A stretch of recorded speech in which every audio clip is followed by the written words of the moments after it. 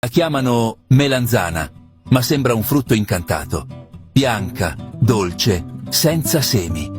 E quasi nessuno sa che nasceva nei campi siciliani.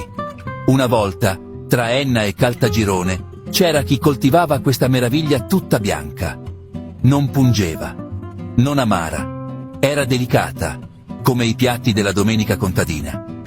I contadini la chiamavano melangiana bianca e dicevano che era la più tenera di tutte. Ottima fritta, perfetta al forno, spettacolare a funghetto. Ma poi sono arrivate le varietà industriali, più grandi, più resistenti, più belle da vedere. E lei è scomparsa, piano piano, nel silenzio. Ma oggi, chi l'ha assaggiata una volta, non la dimentica più, perché ha il sapore delle cose vere e della Sicilia, che non torna più. E tu, l'hai mai vista davvero? Se conosci un posto dove ancora si coltiva, scrivilo nei commenti, perché certi sapori vanno salvati.